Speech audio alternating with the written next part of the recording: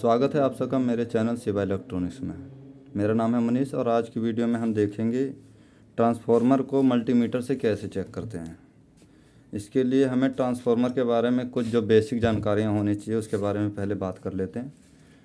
Transformer में एक होता है प्राइमरी वाइंडिंग, एक होता है सेकेंडरी वाइंडिंग, एक होता है इसका कोर।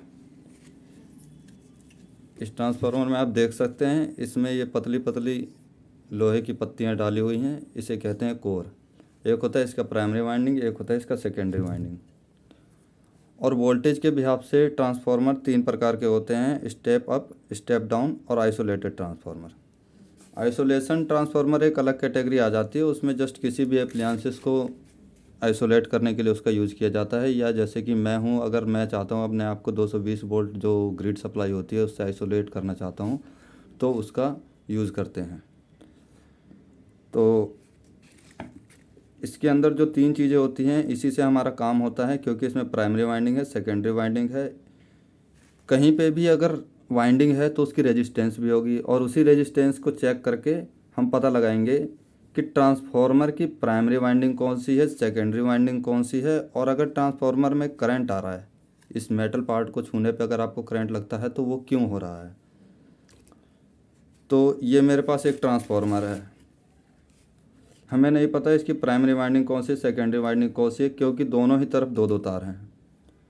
तो कैसे होगा, तो मैं आपको बता दूं, स्टेप अप ट्रांसफार्मर जो होता है उसकी प्राइमरी में वाइंडिंग की संख्या जो होती है, टर्न्स होते हैं वो कम होते हैं, और सेकेंडरी में उसके टर्न्स ज़्यादा होते हैं। इस वजह से वो वोल्टेज ज़्यादा बना पाता है, लो वोल्टेज को हाई वोल्टेज में बदलता है, लो एसी को हाई एसी में बदलता है।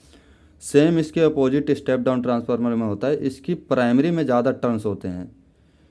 चाहे एल्युमिनियम की वाइंडिंग है या कॉपर की वाइंडिंग है, जो तारों का घुमाव इस कोर पे किया जाएगा वो हमें ज़्यादा देखने को मिलेंगे प्राइमरी वाइंडिंग में, अगर स्टेप डाउन ट्रांसफार्मर है तो। ये हमारे पास स्टेप डाउन ट्रांसफार्मर है, इसकी प्राइमरी में ज़्यादा टर्न्स होंगे, सेकेंडरी में कम टर्न्स होंगे। अगर कम टर्न्स होंगे, कम तारें लपेटी हुई है तो रेजिस्टेंस भी कम होगी, ज़्यादा तारें लपेटी हुई हैं तो रेजिस्टेंस भी ज़्यादा होगी। इसी बात का पता करके हम, इसी का रेजिस्टेंस पता करके हम जानते हैं कि हमारा प्राइमरी कौन सा है, सेकेंडरी कौन सा है। हम कैसे पता करेंगे हमारा ट्रांसफार्मर ख़राब है, हम कैसे पता करेंगे अगर ट्रांसफार्मर से करंट लग रहा है तो क्यों लग रहा है। मल्टीमीटर को कंटिन्यूटी मोड पर रख लेंगे, अब देख सकते हैं कंटिन्यूटी मोड। चलिए इसकी लाइट ऑन कर देते हैं, सब कुछ नज़र आ रहा है, सब कुछ दिख रहा है। चलिए ठीक है, मल्टीमीटर कंटिन्यूटी मोड में रख लिया। आपको कोई भी इलेक्ट्रॉनिक कंपोनेंट चेक करने के लिए कभी भी इस तरह से मल्टीमीटर की प्रोब्स को नहीं पकड़ना है। दोनों तारों को इस तरह से पकड़ लिया, इससे होगा क्या, इससे होगा कि हमारे बॉडी का रेजिस्टेंस भी इसमें शामिल हो जाता है और हमें सही रीडिंग नहीं मिल पाती है। अभी मैं आपको दिखाता हूँ, मेरा मल्टीमीटर इस वक्त कंटिन्यूटी मोड पे है। अगर मैं इसको रेजिस्टेंस मोड पे रख लेता हूँ तो आप देख सकते हैं ये मैंने दोनों हाथ से इसको पकड़ लिया, इसने मेरे बॉडी का रेजिस्टेंस बता दिया। क्योंकि ये एक ऑटो रेंज मल्टीमीटर है, इसमें आपको रेंज सिलेक्ट नहीं करनी पड़ती है, ये अपने आप ही सिलेक्ट कर लेता है। तो इस तरह से अभी तो हम छोटी वाइंडिंग टेस्ट कर रहे हैं या छोटा रेजिस्टेंस चेक कर रहे हैं। अगर आप कहीं पे किलो ओम्स की रेजिस्टेंस या मेगा ओम्स की रेजिस्टेंस चेक करेंगे और इस तरह से अगर आप मल्टीमीटर की दोनों प्रोब को पकड़ लेंगे तो आपको सही रीडिंग नहीं मिलेगी। तो सही तरीका क्या है, आप एक पॉइंट को इस तरह से पकड़ सकते हैं, चाहे वो तार हो या किसी कंपोनेंट की पिन हो। दूसरे पिन को, मल्टीमीटर को कंटिन्यूटी पर रख लेते हैं पहले, दूसरे को इस तरह से आपको टच नहीं करना है, आप चाहे तो इस तरह से पकड़ सकते हैं और इस तरह से लगाएंगे।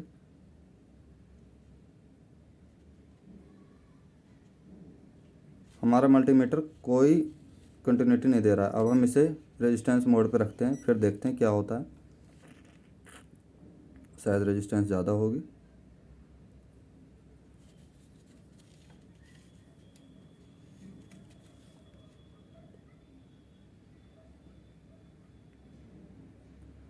यहाँ रेजिस्टेंस बता रहा है 4 मेगा ओम, 4 मेगा ओम ये रेजिस्टेंस बता रहा है। अभी देखते हैं ये ट्रांसफार्मर सही है या ख़राब। और इससे पहले हम दूसरी वाइंडिंग को भी चेक कर लेते हैं। एक प्रोब को मैंने इस तरह से पकड़ लिया, दूसरी तार को इस तरह से पकड़ेंगे।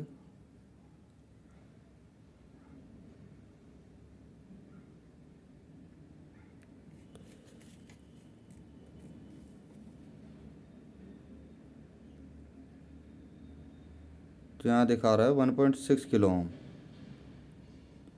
चलिए कोई बात नहीं, इस ट्रांसफार्मर को हम साइड में रखते हैं, अभी पता लग जाएगा वो ट्रांसफार्मर सही है या ख़राब है। एक ये ट्रांसफार्मर हमारे पास है, इसमें एक तरफ 2 वायर है, एक तरफ 4 वायर है। तो आपको लग रहा होगा कि जिस तरफ 2 वायर है इनपुट वहीं पे ही करना है, 220 वोल्ट वहीं पे ही डालेंगे, फेस और न्यूट्रल पे कनेक्ट करेंगे, दूसरी साइड हमें आउटपुट मिल जाएगा। पर हमें चेक कर लेना ज़रूरी है। और स्टेप अप ट्रांसफार्मर जो होता है, ये मेरे पास स्टेप डाउन ट्रांसफार्मर है, ये भी स्टेप डाउन ट्रांसफार्मर है, पर स्टेप अप ट्रांसफार्मर जो होता है वो सेम इसी के अपोजिट होता है। आप चाहें तो इस ट्रांसफार्मर को भी स्टेप अप के तौर पे यूज़ कर सकते हैं, मगर आपको पता होना चाहिए कि आपको किधर लो वोल्टेज डालनी है, किधर हाई वोल्टेज डालनी है। सपोज़ करते हैं इस वायर पे यहाँ पे हाई वोल्टेज डालनी है, पर आप लो वोल्टेज डालते हैं तो कोई दिक्कत वाली बात नहीं है। मगर इन तारों पे जो कि लो वोल्टेज के लिए बनी है, अगर इन तारों पे अगर आप 220 वोल्ट डाल देते हैं तो फिर तो धमाके ही धमाके हैं। तो चेक करते हैं हम इस ट्रांसफार्मर को। इसकी वाइंडिंग है, वाइंडिंग की रेजिस्टेंस होगी, उस रेजिस्टेंस को हम चेक करते हैं।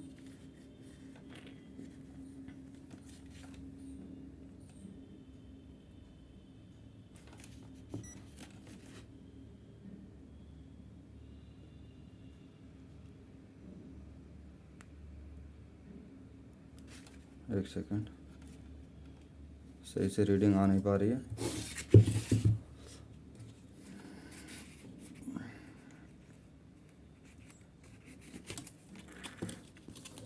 टेबल पे अच्छे से रख लेंगे। और यहाँ देखें तो 30 ओम्स की रेजिस्टेंस ये बता रहा है।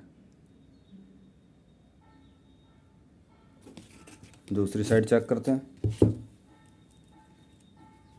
यहाँ पे इसकी सेकेंडरी में 2 वाइंडिंग निकाली गई है अलग अलग वोल्टेज के लिए। अब इसमें भी क्या होगा, अगर एक वाइंडिंग 12 वोल्ट की, एक वाइंडिंग 24 वोल्ट की है, तो 24 वोल्ट वाली वाइंडिंग में ज़्यादा टर्न लपेटे होंगे और हमें ज़्यादा रेजिस्टेंस मिलेगी। 12 वोल्ट वाली में कम टर्न लपेटे होंगे तो हमें कम रेजिस्टेंस मिलेगी। तो चेक कर लेते हैं।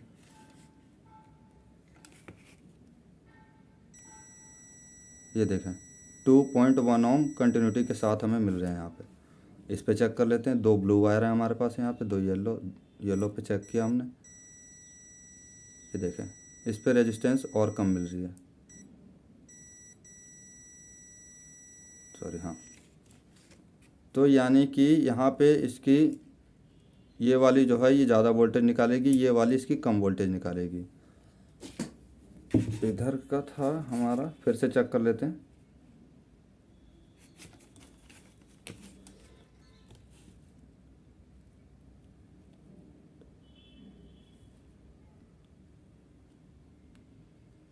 ये ऊपर नीचे हो रहा है, मैं सही से चेक नहीं कर पा रहा हूँ।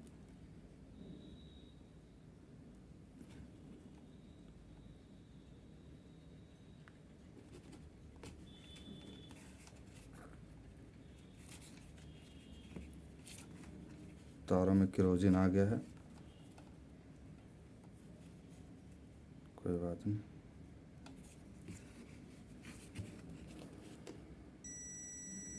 अब आप देख सकते हैं 30 ओम्स, यहाँ 30 ओम्स, एक पे 2 ओम्स कुछ, और एक पे उससे भी कम है। तो जहाँ पे हमें रेजिस्टेंस सबसे ज़्यादा मिल रही है ये होगी इसकी प्राइमरी। यहाँ पे हम डालेंगे इनपुट 220 और यहाँ से हम आउटपुट लेंगे लो वोल्टेज की, चाहे वो 12 वोल्ट हुआ या 24 वोल्ट हुआ। अभी देख लेते हैं हम इसको सर्किट में प्रैक्टिकल लगा के भी लाइव वोल्टेज पे। पर ये ट्रांसफार्मर हमें ख़राब मालूम पड़ रहा है। अब ख़राब क्यों है हम देखें तो पहली बात तो ये कंटिन्यूटी पे कुछ भी रीडिंग नहीं दे रहा है। हमने इसको लगाया रेजिस्टेंस मोड पे तो ये मेगा ओम्स में हमें रीडिंग दे रहा है। इसका मतलब ये है कि ये ट्रांसफार्मर कहीं ना कहीं से ओपन है, ये ट्रांसफार्मर सही नहीं है। 2.4 मेगा ओम दिखा रहा है। इसकी दूसरी वाइंडिंग चेक करते हैं। अभी क्या है समस्या हमारे इस ट्रांसफार्मर की प्राइमरी वाइंडिंग में है। सेकेंडरी वाइंडिंग को एक बार चेक करते हैं।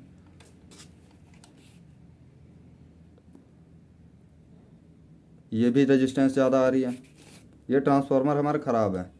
अब पता करते हैं कि इस ट्रांसफार्मर को साइड में रखते हैं, इस ट्रांसफार्मर को पकड़ते हैं। किसी भी ट्रांसफार्मर से हमें करंट क्यों लगता है, करंट चेक करने के लिए आप इस तरह से इसको पकड़ेंगे, एक पॉइंट को और इसकी बॉडी से चेक करें, कोई रेजिस्टेंस नहीं।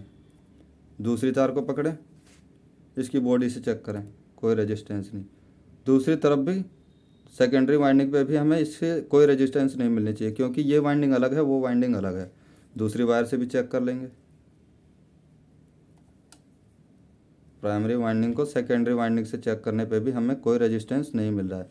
ये ट्रांसफार्मर पूरी तरह से ओके है, पर वो ट्रांसफार्मर अंदर कहीं से ब्रेक हो चुका है, वो ओपन हो चुका है, जिस वजह से वो हमें हाई ओम्स की रेजिस्टेंस दे रहा है। तो आज की वीडियो में बस इतना ही, मिलते हैं अगली वीडियो में। अगर ट्रांसफार्मर की डिटेल बात करेंगे तो ये 1 घंटे से भी ऊपर का वीडियो होगा। अगर आप चाहते हैं कि मैं इसकी एक डिटेल वीडियो बनाऊं जिसमें हम बात करेंगे इसके कोर के और टाइप होते हैं, फेराइट कोर, टोरॉइडल कोर, ये वर्किंग कैसे होती है इसकी, और कैसे इसमें वोल्टेज जनरेट होते हैं, और भी बहुत सी बातें जैसे एडी करंट, पावर लॉस क्या होता है, एडी करंट क्यों होता है, ये सारी बातें हम डिटेल में डिस्कस करेंगे अगर आप कमेंट करेंगे तो। अगर मेरे पास 100 कमेंट भी इस तरह के आते हैं तो इसके बारे में हम एक डिटेल वीडियो बनाएंगे ट्रांसफार्मर के ऊपर। तो वीडियो अगर यूज़फुल रहा हो तो लाइक करें, कमेंट करें, सब्सक्राइब करें, शेयर करें। बाय।